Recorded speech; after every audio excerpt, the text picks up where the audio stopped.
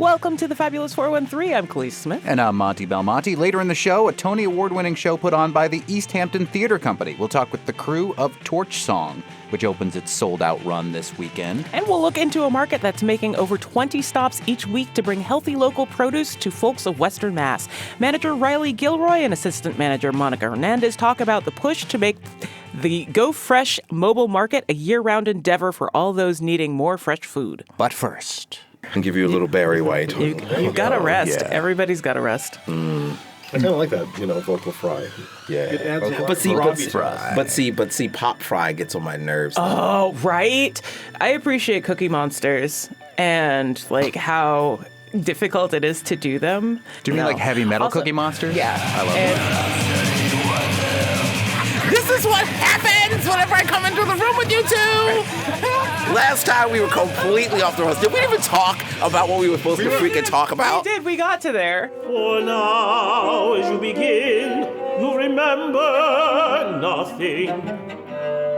You are in danger. This Sunday, January 28th, 7 o'clock p.m., Classical NEPM will air the premiere broadcast of John Aylward's one-act opera, Oblivion. The 2-hour program will feature the entire opera and selections from Angelus, another work by Aylward. Composer and pianist John Aylward grew up in the Sonoran Desert on the border of Arizona and Mexico, a child of an immigrant mother from Germany, herself a World War II refugee, and in circumstances of both tremendous diversity and economic instability. His music processes the impacts of that earlier life, filled with a deep sense of community, rich expressions of converging cultural histories, and the otherworldly landscapes of the desert. He is currently an assistant professor of visual and performing arts at Clark University. Cailin Marcel-Manson is featured in the opera Oblivion. He's a baritone, he's a conductor, a Springfield resident, a guest of this show previously. He's toured as a soloist, is a master teacher at major concert venues throughout the U.S., Europe, and Asia. Cailin Marcel-Manson, currently associate professor of practice in music and director of music performance at Clark University alongside John Aylward there. He's the music director of the Keene Chorale, the music director of the Barn Opera and now Opera Vermont, the choral conductor at Walnut Hill School for the Arts, artistic consultant for Mid-American Productions and Mid-Am International,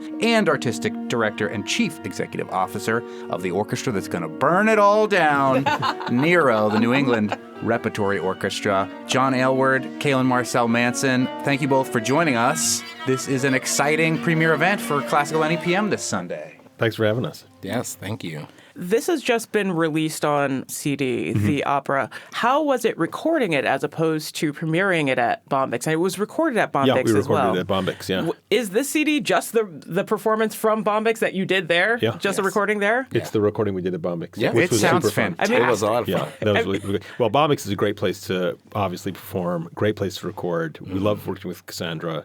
And I wanted to do something local. When I moved out here, in 2019. I was living in Cambridge, longtime Cambridge resident. I moved out here and I thought, the whole point of moving out here is to then never go anywhere. I don't want to go anywhere else. I want everyone to come to me. Don't tell the listeners to our show that because we're trying to get them to go out and do things. Well, you can go to Florence. Well, go to Florence, go to Easthampton, go to the Pioneer Valley. Yeah, Pioneer Valley. Yeah, exactly. Brattleboro is as far as I get. I got into this phase of life where I just was like, nesting. I just love being out here, and I was traveling way too much for work anyway. So this project came along, and I thought, this is great. We're going to do this project here. Everything else has kind of fell into place. Absolutely. I mean, Cailin, you came on board early on in the project. I mean, we were doing readings of this opera. So here's what's really interesting, though. Workshops of this which is so opera. funny Yeah. because actually, so John was the head of the music program at Clark that brought me in to the Clark faculty, and now it's kind of, we've reversed a little bit. But it was actually... Very, very thankfully. What was pretty amazing was it actually was my first semester. It was 2019. Yeah. You were moving. I had just settled. I was living half and half in the Pioneer Valley because I had just left the Putney School to go to Clark. So I was moving and settling into my house in Springfield at the same time. Yeah. And it was that first semester, and we were workshopping this piece that we didn't even know what it was going to be. It was so different. So there were all these different things, and then, of course, the pandemic hit. Yeah. And it was like...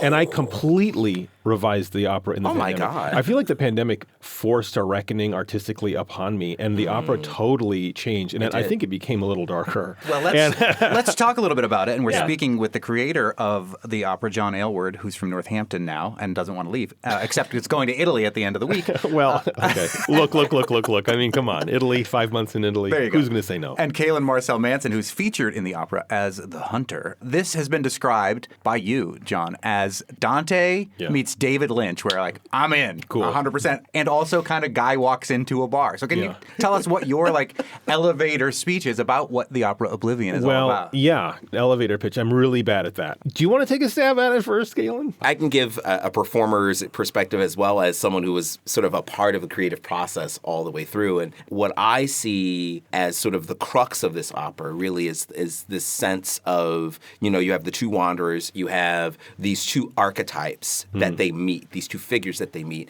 And there's this sense of identity, of history, of existential, like what does love mean? What does faith mean? What does justice mean? All of these different things, these ideas get played out in the relationships that get created immediately between these four figures. The guy walks into the bar thing is kind of like the wanderer walks into the bar, but there are the two archetypes. Yeah, and you have they're the already hunter there. and then this bound man in the back. And the whole idea of Dante is really just an exploration of these liminal spaces in our lives.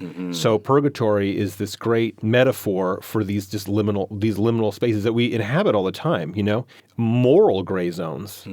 And so these two wanderers, they find out that they've passed. There's no real spoiler there. I think you kind of get that from the beginning. It's such a strange and ethereal place. And I think you're absolutely right, Cailin. It's the ways then in which they interact with these fantastical archetypes that teases out these interests of mine about memory, identity, love, and their lives. Like, how do they make sense of their lives? And this is basically the pandemic rewrite. I'm stuck in a kind of holding pattern. I'm rinsing my milk cartons now, and I don't know, is this my new life? Is this, have I transitioned into something new, or am I in this liminal space, and am I going back to something I remember? To be in that space and to rewrite. I mean, I always wanted the opera to be about something mythological. I was very interested in the mythologies around Demetrius, around some of these other kind of Greek, Roman archetypes, mythological archetypes that I wanted to explore, putting them into human form that feel more relatable, but then have a tether into mythological sensibilities. During that pandemic rewrite, the idea of just putting them in a space like Dante's Purgatory, there was just great scaffolding.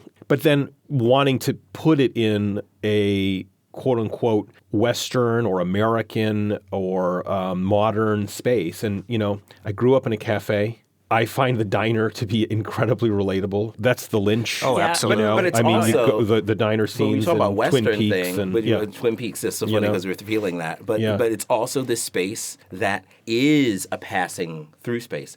Exactly. Whether one appreciates the fact that everyone in a diner leaves a little bit of their own residue behind.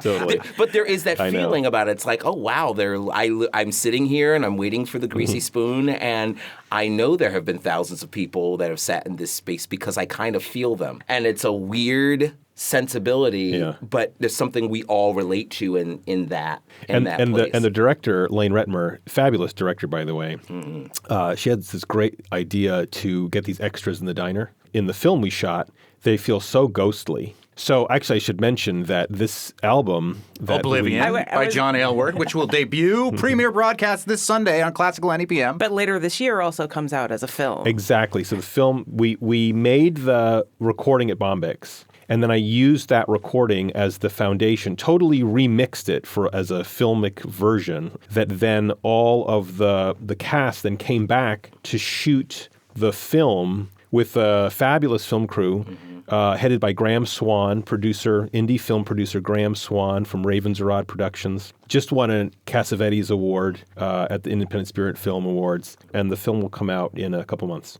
What I really appreciated about this process is how even up to, this is what was really beautiful about it, even up to the filming, we were deciding how we wanted it to be, Yeah. how it would change. And we were thinking about what had happened to the pandemic, about the fact that, and it was a tense conversation, but it was so good, like about the fact that, I was possibly the only ostensible person of color in the film.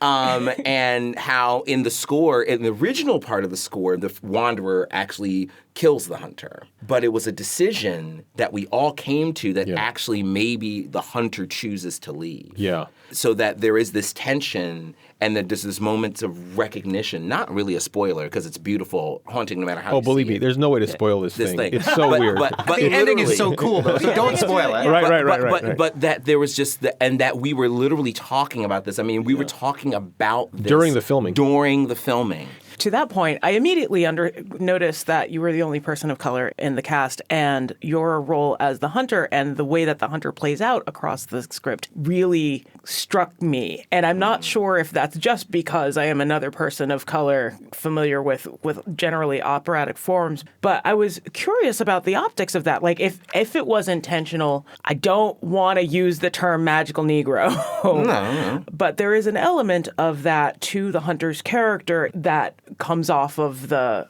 score. Before I'd gotten to the end of the opera, I fully expected your character to die. And the fact that the hunter doesn't, but is shunned, despite basically being completely upfront with all of the other characters about what is actually happening, was not lost on me. And so I wonder if that element had always been there because you were a part of the creative process. It's interesting. I mean, I could say from my perspective, it's so funny, like going into like some of the things we've talked about, like the name of Nero and all that stuff. But I thought It's black and Italian. Yeah, right, all that stuff. But what was interesting is that when we would talk about these things, we talked about, like when we had the first reading, we were talking about, like, because it was like Icana and the Duke and all these different mythological figures that ended up being fused into what, the characters or the personages that we see in the final form of the opera. But what I thought was really, really telling and actually really compelling about what we were doing is that we chose to turn into that. We could have chosen to shy away from that and be like, oh, well, let's leave this more maybe nebulous, whatever. But actually, in the way that it's depicted in the film, and this is, not to, because I really appreciate him as a colleague, but what I love about the way John writes for the voice is that he finds a way, and this is hard for contemporary operatic writers, I mean this, because all the great operatic composers were writing for particular people. So the problem that one has when doing Mozart or Verdi is that you have to try to find a way of being yourself while always putting yourself in clothes that don't necessarily fit you. Right. I don't sing in Italian, whatever. Who sits on a 3-second trill while they're talking about death? No one, but you kind of find a way to make that believable. What John does in his writing is it's very, very lyrical, it's very honest, and he was writing for the people he had. Yeah. And yet, there is something so natural about how the electronics work with the voice, how the instruments work with the vocal lines, that it really could feel natural for any baritone, maybe, to sing the role of the hunter or to sing the role of the first wanderer. It's very natural feeling singing. You're blind. It is why you must have you. Later in the show, more theater and slightly less singing with the folks from Easthampton Theater Company and their production of Harvey Fierstein's Torch Song. And we'll talk with a mobile market on the go in Hampden County. But coming up, how easy is it to write and perform opera in English? More with baritone Cailin Marcel-Manson and librettist John Aylward, whose opera, in English, Oblivion, will make its broadcast debut on Classical NEPM this Sunday. You're listening to the Fabulous 413 on 88.5 NEPM. We are lost. Is it? What? Is it? Is it? What? Is it there?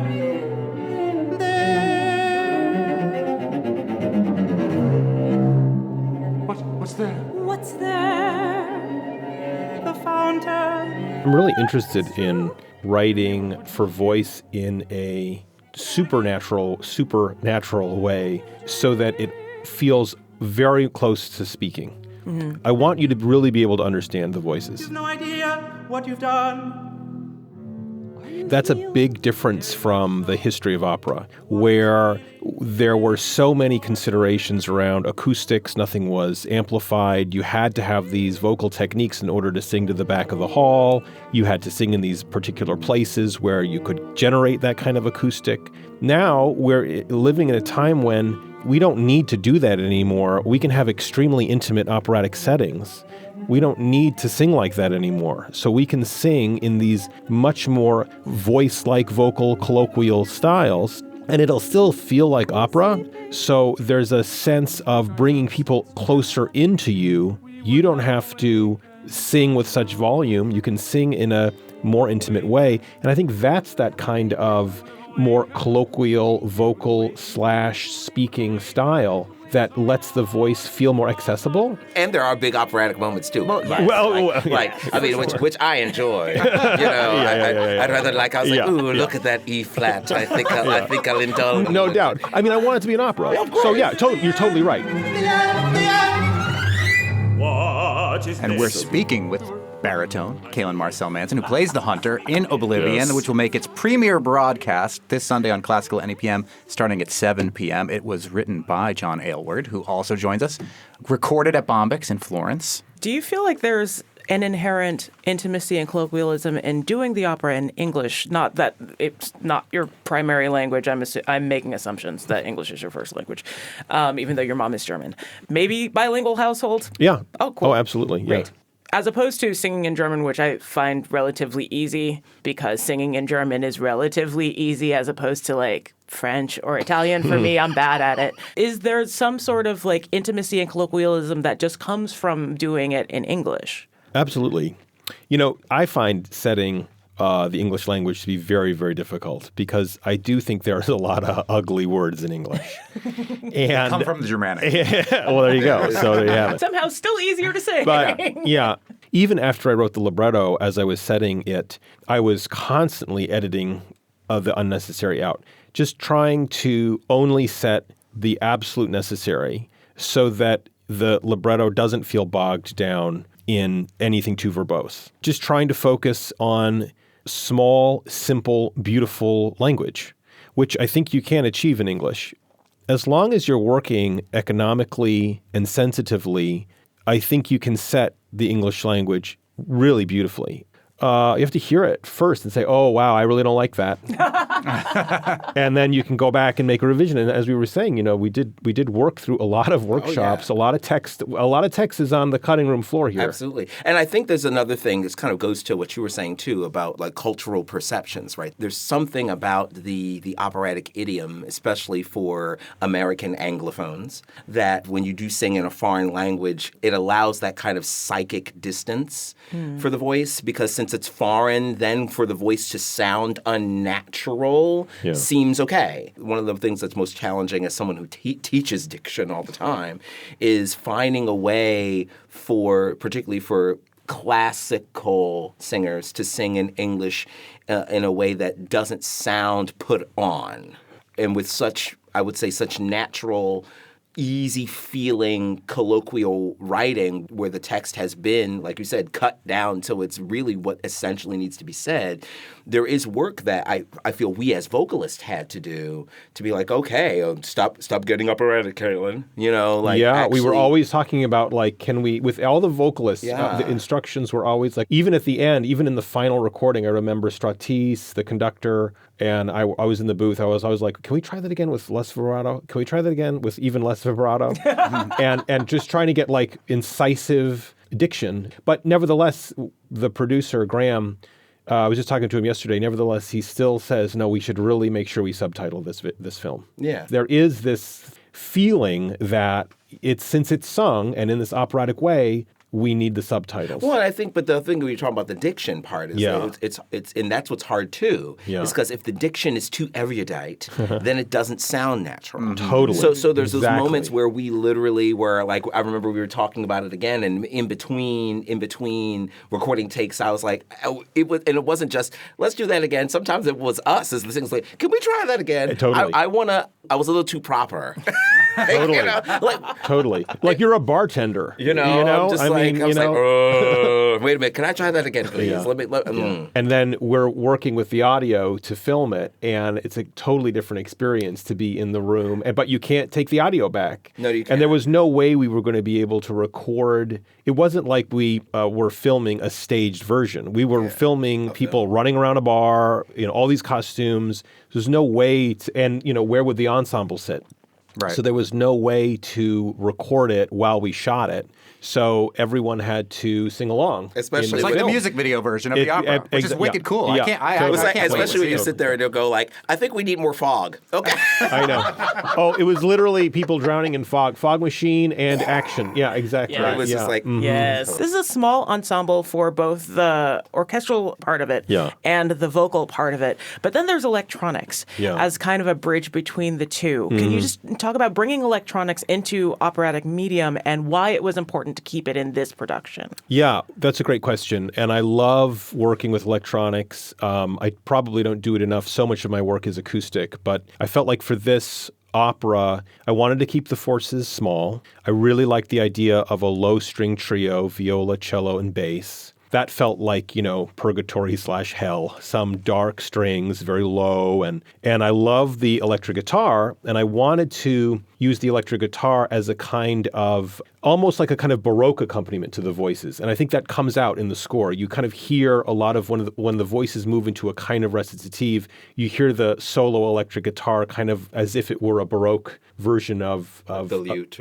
like a lute, exactly, in this kind of mythological sense. And so then once I had the electric guitar, I thought, I need to actually embed it in some, I need to give that some context. And I can't have 3 strings and 1 electronic instrument. Well, I could have, but I thought it would be more fulsome and more contextual to have the electric guitar with electronics. So the electronics kind of come out of the electric guitar part, and they're part of that world. And so then the ensemble has a acoustic aspect to it in the 3 low strings and an electronic aspect in the electronics and electric guitar. And the electronics really allow me to play with ambient sounds, long stretches of ethereal sounds and soundscapes, which I think really help to contextualize and situate a lot of the action so that the strings don't have to be playing. I mean, 3 strings playing an hour of music would be really, really hard. Giving them some time, keeping their sounds fresh, leaving them for specific things, and then having the electronics take over in a lot of the quieter and longer and more kind of indulgent sonic spaces. It just helped craft the contrasts there. But it was really a joy to work with. That's the other thing that I thought was really so cool about electronics too, is that they can be ambient, they can be instrumental, and they can also be very vocal. Cailin Marcel-Manson, who is the baritone for the new opera that will make its premiere broadcast debut on Classical NEPM this Sunday night at 7, written by John Aylward from Northampton, both of whom have joined us. It's incredible. The story is amazing. Again, it's got that eerie, creepy David Lynchy type thing, and the movie comes out later this year. It'll also be followed up by Angelus, which is not Angelus from Buffy the Vampire Slayer. Much to your chagrin. Much to my chagrin, but I'm sure it's great too. Yeah, I'm very happy that listeners can have a chance to listen to parts of Angelus too. That's a really important work of mine that's about my mother's journey as an immigrant. She was a refugee in World War II. She was born in 41 and immigrated in 53 to the States, and it's about her time in Germany after the war. Such a pleasure to be able to share the music and to be here with Cailin. Thank you, Cailin. To you. Yeah, thank you both. Thank you both. The collection of John Aylward's work, including not just his opera Oblivion, but sections of his operatic poem Angelus and a few other shorter works, has its radio premiere this Sunday evening on Classical NEPM. Later in the show, we'll talk to some folks behind Easthampton Theater Company's production of the iconic queer theater piece, Harvey Fierstein's Torch Song. Up next, bringing the veggies to the people with Hampden County's Go Fresh Mobile Market. You're listening to the Fabulous 413 on 88.5 NEPM.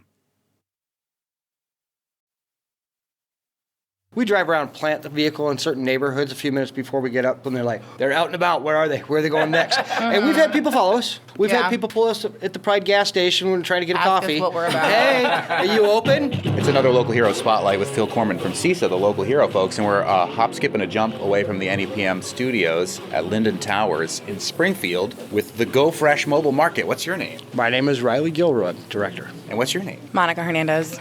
Tell us about what Go Fresh Mobile Market is and why we're here. Is this a mostly elderly? Yeah, it's a mixed community, mostly elderly. Farmers market brought to the folks here in the area, so they don't have to go out and about.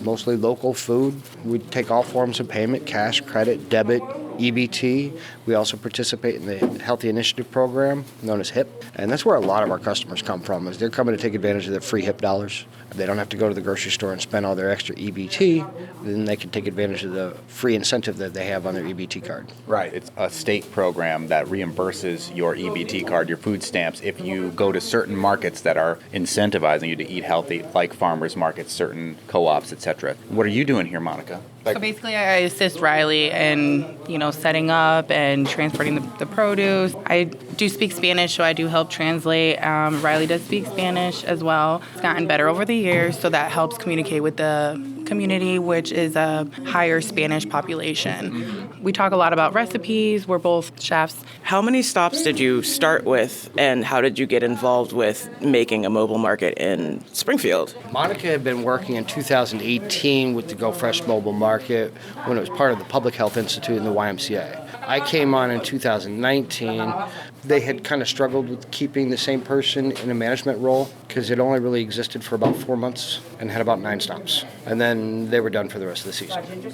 So it was really just the pristine summer months. Then Monica and I got to talking as we paired up and said, we'd really like to see this go year round. So we started talking to more people in the community, finding out what areas would like to have us come and set up and be willing to accommodate us in the summer, potentially in the winter. From there, it just grew. We are now year-round with 20 different locations. Yeah, I saw your schedule. It's nuts. Yeah. Even with only 3 days of stopping. So it's Mondays, Wednesdays, and Thursdays. Yes. But you make a lot of stops on each of those days. The average is 4 different stops a day, Wednesday being our busier day with 5. We do get around town. We're all over the area. So you mentioned sort of the genesis of the Go Fresh mobile market from the Public Health Institute, and you were working, Monica, around that time. Tell us what you know about the origins of this as a concept. Yeah, we partnered up with UMass. They would come out and do demos. They would use our produce to do that. It allowed a little bit of interaction with more of the customers. It brought in different crowds. Samples are always a great way to spark interest. Our whole concept is kind of food as medicine, providing a convenient service to the community. The focus started originally with the senior community, and we've learned that the senior community do get other resources. As a single mother myself, I'm like, listen, we need the single mothers, we need the families, we need the ones that have the 5-6 kids, and those are the ones that are going to benefit the most from the HIP program, because those are the people that are going to get the $60 benefits, the $80 benefits. Those are the people that are going to need and use this. Most of the seniors are just cooking for themselves, so $40 goes a long way, and then they're only going to buy 1 or 2 oranges, 1 potato, and it's that's great because that's all you need. You don't want to go to waste, but essentially we want to feed the community. We're looking and we try to research where we might find that. So you don't need to live here at Linden Towers to come to this market? That's one of our guidelines, is that anybody from the community can go to any of our locations. It was initially started through Elder Affairs. Elder Affairs. The Department of Elder Affairs is the genesis of Go Fresh. Elder Affairs started it up and collaborated with Public Health Institute, and then YMCA got involved. Got with PBTA to get the retired school bus van, which we've run for, I'd say, 10 out of the last 12 years. But yeah, it's been around the area for quite a long time. Been on City of Springfield's radar for about as long as I can remember. Monica and Riley from Go Fresh Mobile Market, who are here at Linden Towers in Springfield, assisting people who are purchasing all of these great fresh fruits and vegetables. It's January. Where is all this food coming from? A lot of the, let's say, the bok choy and the lettuce and the parsley we grow right here in Indian Orchard at our greenhouse Wellspring Cooperative. The local produce will be coming from as many farms as we can get it from that are open right now. So Bardwell Farm, Plainville Farm, Clarkdale Fruit Farm. Nice. Even. We do splurge a little bit and get some stuff that's not so local, but is seasonal. Nice to have oranges at this time of year. Yeah, well, it's not necessarily summer here, but it is somewhere, so I'll find a way to get some mangoes and papayas and avocados because it's seasonal.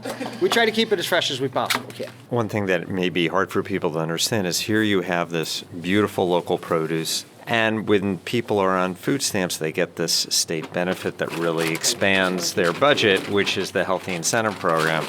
And yet it takes so much logistical work on both your parts to make this work. Can you share why is it a labor of love and doesn't just go easily? It is literally very physically demanding. You really don't need to inquire any kind of extra workout. We're constantly doing squats. These are heavy crates. Like Squash squats. Yeah, seriously. Like, this is 50, our 75 workout. pounds a pop. We have a new truck now, so we can't even fit in there technically. So we're scrouched in there. We're constantly playing like Jenga or like Tetris, and it's literally a disaster waiting to happen. But like we have figured it out, and if like we don't mess up, if you don't like organized chaos, this is not the job for you. No. But we get jokes all the time. They're like, "How long have you guys been together?" And we're like, "Oh, we're not a couple." But we act. We so, argue like one. We do.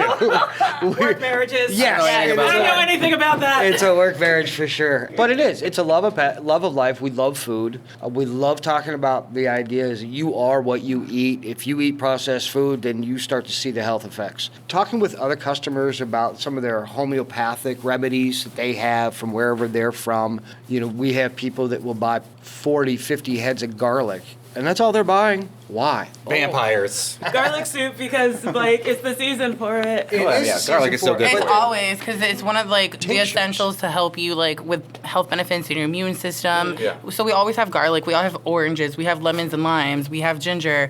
We always have our local honey from Billy C's. That's like your little remedy right there for your tea and all your health benefits. Those are like our top sellers right there. You mentioned Riley and Monica from Go Fresh Mobile Market that this grew out of UMass. It grew out of the Public Health Institute. It grew out of Elder Affairs. Is it now a business? Is it a nonprofit? So we had the option of doing on a business license. Rather than do that, we liked the idea of it being a nonprofit.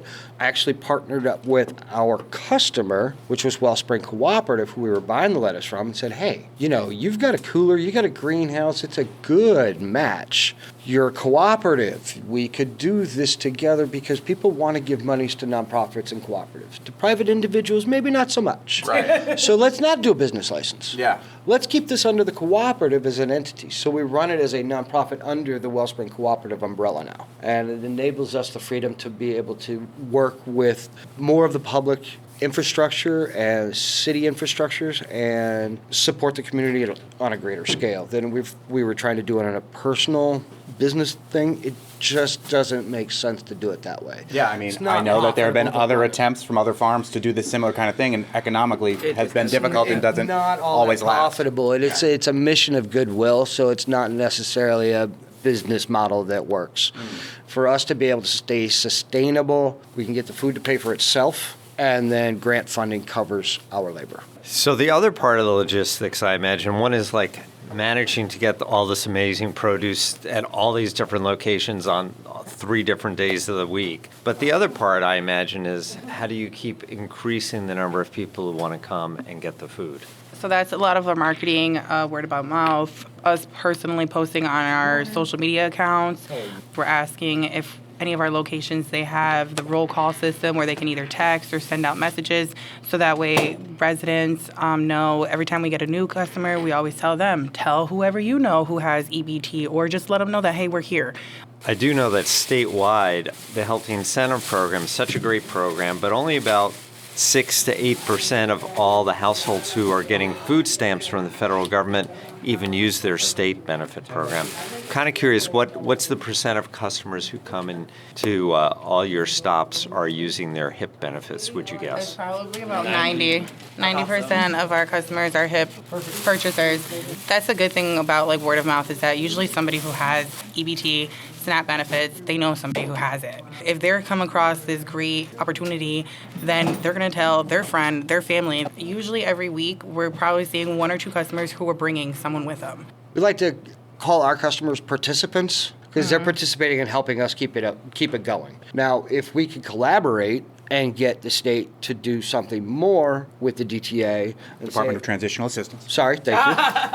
To just notify and educate people, hey, there's this extra benefit that you have on your card that you're not using. It's 10% or less that know about it, and we're really trying to do as much as we can to get the word out and say, hey, look, you can use your food stamps for the meat and the milk and the dairy and all that other good stuff. We can help you out with the fruits and vegetables. Both of you have culinary backgrounds, and you've talked about bringing samples to the market. Has there been anything that's come that has really sparked people's taste buds where they really started asking for it? Brussels sprouts. Really? I'm not kidding. Brussels sprouts. Thank you, Harry. Bardwell Farm. We were doing loose case Brussels sprouts. And the idea being in a farmer's market is not everything's packaged, right? You reduce your packaging. But then we're grocery store trained that we want stuff in package because we don't want people to touch our food. So now we got cute little 1 pound bags. And then we're like, boom, I've never sold so many Brussels sprouts in the first hour that I've had 20 pounds sitting in a basket. I don't like Brussels sprouts, but they're in a little baggie now, 1 pound batch. Oh, that's cute. Boom, take it. Mini cabbages. I can deal with that. It works. We do change it up. We do try to listen to what our customers want. Canepas are one I've been trying to get a hold of that not too many people know about. It's a Puerto Rican sweet lime that is hard to find. We do the garlic, we do the gingers, we get a lot of the ingredients for the sofrito. It's a Puerto Rican green sauce, which is really good. And we try to even grow the cilantro and stuff like that, but that our cow is kind of hard to find. So these are little crops that I've been working with other farmers in the area. Say, hey, do you think you might be interested in growing a crop that my customers would like to see? Callaloo being another one. A lot of people are like, what is that? No, it's just... It's hard to grow here. It's amaranth. Yeah. It's green amaranth. I made the mistake of growing red amaranth. And they were like, no. But then I had a whole bunch of green stuff, and I had some customers up on State Street, Mosque 13, hashtag Sister Anna Muhammad. She really helped us get a lot of those crops for folks in that neighborhood and bring my attention to it. I was like, oh, well, hey, I got a whole bunch of it here. I just gave it away. Now I'm not giving it away anymore. I have a very strong Vietnamese population at the X in Springfield, and we were doing a lot of garlic, and it turns out these people are buying garlic for tinctures. They got a little bottle of vodka, and it's like 30 cloves of garlic, some ginger, and it all goes in there, and it stays. And then it's just a little tiny drink every day to maintain blood pressure. And a lot of people are using the food as medicine. There's a movement called nutritarianism. It's back, millennia years old because you use food as medicine. So they're actually just eating healthier and getting off of medication. They're reducing their heart medication. They're reducing blood pressure medication just by monitoring their health. We're working with Bay State Hospital, their nutrition department, and registered dietitians who are going to be coming with us and signing people up to do a food prescription and come visit our stops. They get a coupon for that. We're just really trying to change the way people are thinking about farmers markets. You probably heard me squealing or speaking in Spanish and greeting one of our customers. Yeah. It's a regular customer that we usually see. She's been coming with us for years now. And, we missed her a couple days. Today's the first day I've seen her since the new year. And so there's moments like that just make it really, rewarding, and it's a really feel-good moment where you can see someone and they're happy to see you. You're happy to see them. And, now they're just here to shop. What's your name? My name is Maria. Where are you from? I'm from New York. And you live here in Springfield? Yes, I was raised and born in New York. Tell us about your relationship to Monica and Riley and the Go Fresh Mobile Market. They're my friend. He's very nice. She's very nice. I love them both. Mm-hmm. I miss them when there's a holiday and when they take off in vacation. What did you get today? Oh, well, I got green peppers, red pepper, garlic, grapefruit, apple, orange, pear, and baby spinach. Anything exciting you're going to make with that? The garlic is to season in my meat. Mm-hmm. Oh, cool. Nice. Yeah. Tenderize it in there. Yeah.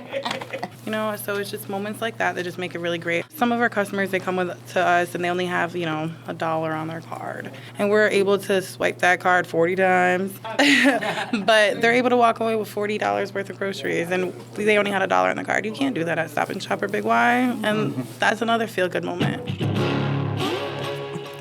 You can find out where Riley and Monica will be, where, and when by searching for Go Fresh Springfield Farmers Market on Facebook or checking out their website at gofreshmobilemarket.org. Up next, a production of a groundbreaking queer theater piece comes to Easthampton this weekend. We'll talk with Jason Hayes and Michael Budnick of the Easthampton Theater Company. We're going to get your name right, don't worry, during the break, of Easthampton Theater Company's production of Harvey Fierstein's Torch Song. You're listening to the Fabulous 413 on 88.5 NEPM. The Fabulous 413 podcast is funded by Northeast Solar, helping customers make the switch to solar for savings, energy security, and tax incentives. Learn more at northeast-solar.com.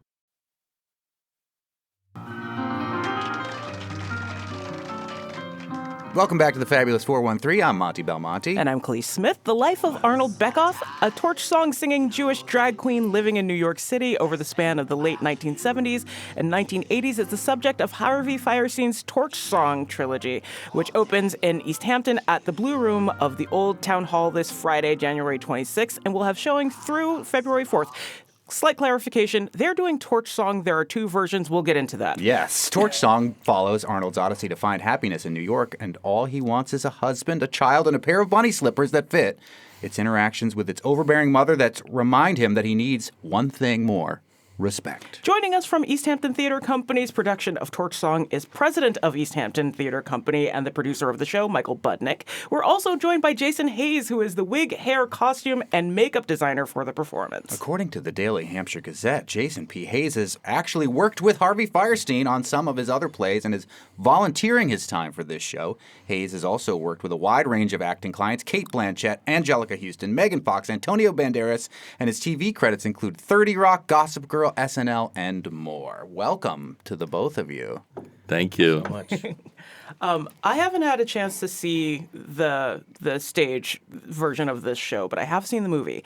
And I know that there is a difference between the original trilogy and the version that you're doing. Can you talk a little bit about the differences there, just in case someone's like me and has happened to either see the movie or the original production? Jason Hayes. Yes, thank you so much. So the original production was initially 3 one-act plays that were actually done separately. But when you kind of place those 3 things together, it was an extensive amount of time. So I believe it was 2017, Harvey had started to do the rewrites for Torch Song, which kind of melds those 3 pieces into about 2.5 hours of theater, and tells this story collectively. So it's a little more adapted. It does it follows the same thread, but it's a little more cohesive, and we kind of weave the characters a little tighter to be able to get this message across in a single sitting. Very cool. Anybody who's been following national politics know that this is, let's call it, interesting time for drag and LGBTQ rights and anti-LGBTQ legislation. Michael Budnick, who's the president of this Easthampton Theater Company and producer of Torch Song, tell us why now and why Easthampton for this production. Well, I think you just answered that. Why now? And so initially, if you look back at the time period of this production, this was not a time period that was particularly friendly to the LGBTQ community and to drag in general, and that's really what this is about. Harvey Fierstein talking about getting respect in a world that was quite hostile. And obviously, we've come a long way as a society since then, but what's happening now? We have this humongous backlash. Now, I'm old enough to remember the big Anita Bryant backlash, so I'm hopeful that a backlash like this will kind of turn around into even more progress later. But right now, it's a really difficult time. In many parts of the country. We're a little bit insulated from that in the Valley, but not so much. You just drive outside of the Valley just a little bit. You live in northern Connecticut in the country. What's it like there? It's been an interesting experience. We moved, I was based out of Manhattan. My husband and I lived in New Jersey. We moved to Connecticut about a little over 3 years ago. And so last year, with this backlash kind of hitting close to home, we helped to organize the first gay pride in Granby, Connecticut, which was something that I felt was really necessary, especially with what we were starting to see even locally around us. And now if you're kind of following the news around us, you have Enfield has banned the gay pride flag on any public buildings, and Suffield is now looking to follow suit. And anyone who is looking to have an event on the town green must have a $1 million liability policy. So, like I've always said, free speech is free until they're forced to pay for it. And so it's quite interesting to see this piece being told now. I think that's why it was so important for me to be part of this production. Normally I work film, television, and theater, and with the SAG and writers, the strike happening, the films that I was supposed to be working on were all postponed indefinitely. And I saw an ad come across my Facebook feed that Easthampton was holding auditions for this show. And so I reached out to them on Facebook and just said I'd love to volunteer my time. I think that it's quite amazing that such a small theater in a rural part of Massachusetts is choosing to tell this story in this current political climate. And any way that I can be part of that, I would be honored. And it is such a small theater that it's virtually sold out. But yes. We'll talk about that more later. It is virtually sold out. But there's not just about seeing yourself, but this particular play and the fact that it is about like early/pre-AIDS era gay life is also incredibly important. Like how normalized the entire play is, I think, is part of its charm and wonder. Can we talk about like making those things things that people think are out of the ordinary, extremely ordinary in this show? I think what's incredible about this piece is we do have very few queer pieces of theater that are pre-AIDS crisis. So I think what ends up happening is we lose the humanity and the day-to-day life aspect of being part of the queer community because everything is filtered through the AIDS lens, which those stories have to be told. But we have so few where we separate those two struggles. And I feel what's incredible about Torch is that, everyone says, he's looking for love, he's looking for respect, he's looking to, he wants a child.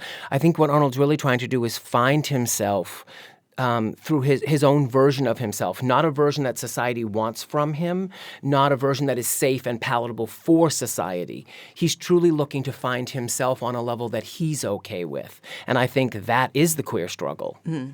Jason Hayes, you've worked with Harvey Fierstein, and you have a relationship to this production. Tell us a little bit about that. Yes, I've very privileged to call Harvey a friend. I've known Harvey for a little over 24 years at this point. And once again, I was volunteering. That's how we ended up meeting. There used to be a kind of like a queer news magazine program on PBS called In the Life. Oh, yeah. And I volunteered for years to do hair and makeup for all of their hosts. And that's how Harvey and I actually met, was doing that program. And then he had them bring me on to work with him on Hairspray on Broadway. Wow. Yeah.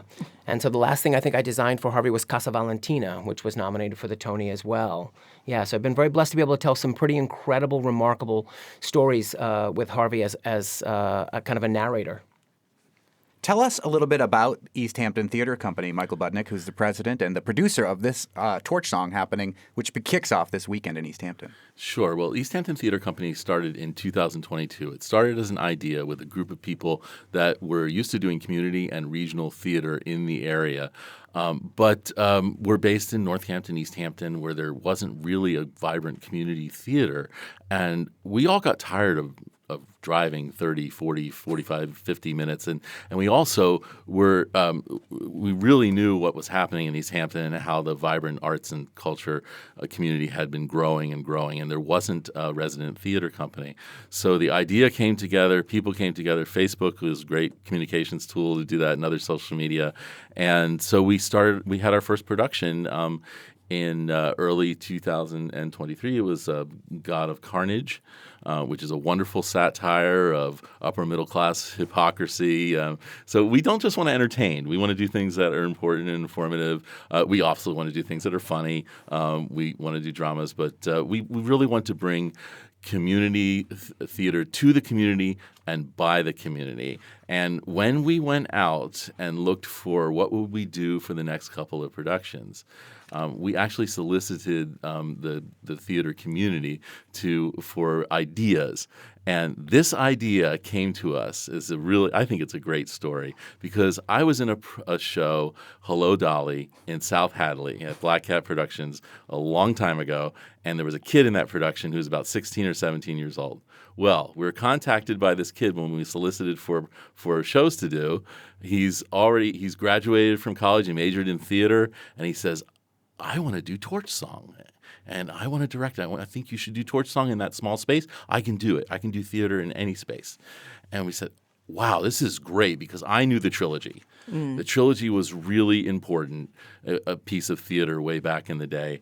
And I said, wow, they've made a 2-act version of this. And I was so excited that someone in their 20s knew this piece of theater as classic queer theater and was able to relate to it. And so we decided to. He couldn't direct, though, because I think he's doing either a master's program or got a job out of state. But fortunately, the inspiration lives on. Right. But Jason Rose Langston, who's on our board, took over and is directing now. Very cool. And as we mentioned, it is sadly mostly sold out. But watch their Facebook page and et cetera, because there may be some additional seating that opens We up. may be adding a few seats in the back there with cafe tables and things like that. And I do want to mention before we stop. I'm getting a waving arm. We're going to stop in 15 seconds. Yes. Michael Budnick, Jason Hayes, part of Torch Song, which kicks off this Friday in Easthampton at Town Hall, sold out. Thank you so much for joining us. Thank you. Belmonte. I'm Khalees Smith. We'll see you tomorrow on the Fabulous 413.